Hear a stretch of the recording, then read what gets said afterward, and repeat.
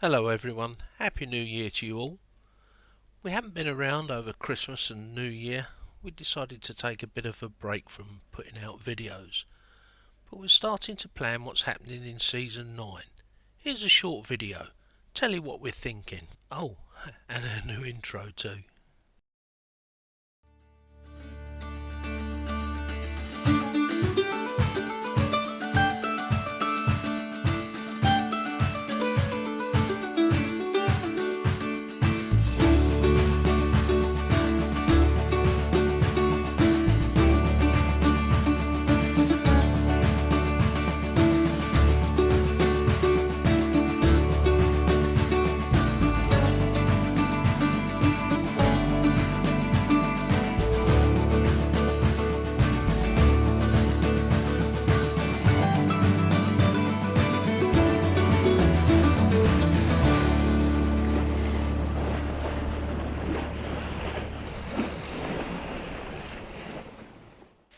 You would think in the 8 years we've been in the Mediterranean and the 9 years that we've been away from the UK that we'd have done the Med to death.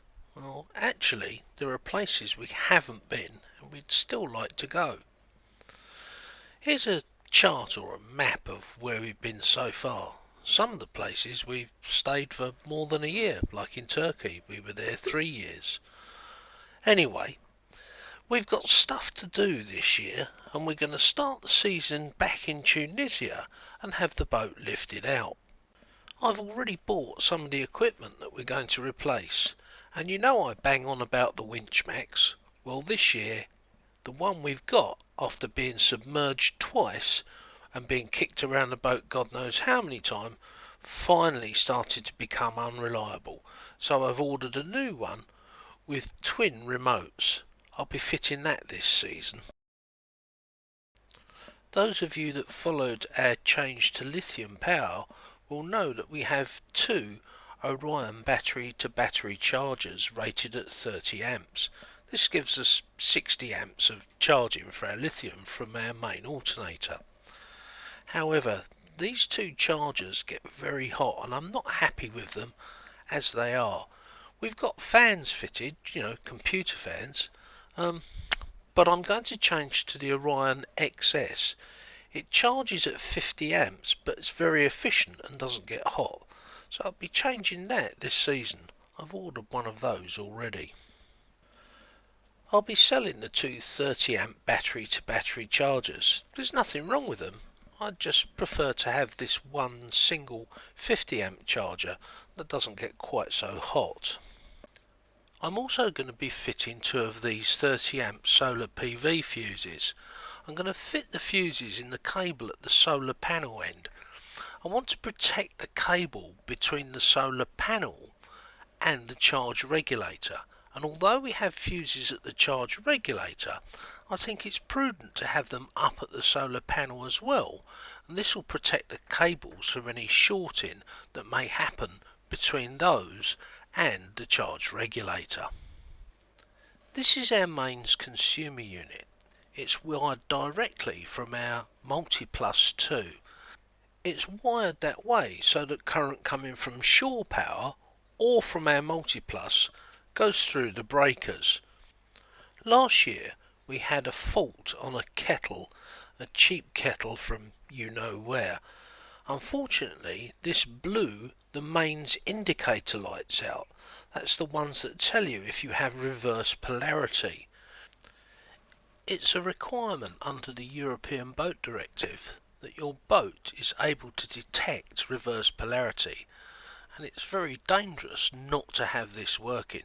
I've been working the last 7 or 8 months without it, but now we're back in the marina, it really needs to be working. Not that we're going to be changing plugs or anything, but it's a requirement. And using 2 LEDs you can actually repair this piece of kit, which will cost you over £300 UK to buy from the usual supplier in Germany that does all the Bavaria parts. Now you'll remember that last year I rebuilt a MF 3.5. That was the Taihatsu outboard that I got given. Now I've got it running and it's running okay, but I can't tune it up, and that's because you need a special tool to get into the carburetor. The OEM equipment has a special anti-tamper device over the top of the jets that needs drilling out for you to actually get at them and adjust them. It's easier just to go and buy a new carburetor. So that's what I've done, and I'll be fitting that when we get back to Tunisia. Those of you that have watched some of our early videos will remember that we made some clear fiddles for inside the boat so that things wouldn't fall off of shelves when we were cranked over or sailing upwind. A couple of these have broken, and so I'm going to make new ones and take them back to Tunisia, where I may need to do some slight adjustments before refitting them. We're also going to change the main saloon windows. They're currently cast acrylic, a smoke grey tint, in 8mm, but we're going to change it for a 10mm slightly darker tint and replace the whole lot so that they're brand new. They're starting to craze and crack a little bit, and it's a bit off-putting when you're looking out through the windows. I dare say we'll make some shades for the outside as well to protect them.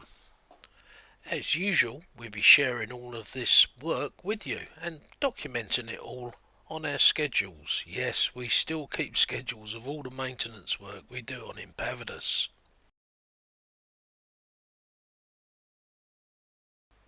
I've already started updating our to-do list so that while I'm here in the UK I can order all the parts I need and take them back with me to Tunisia, where hopefully we'll be hauled out at the beginning of Season 9.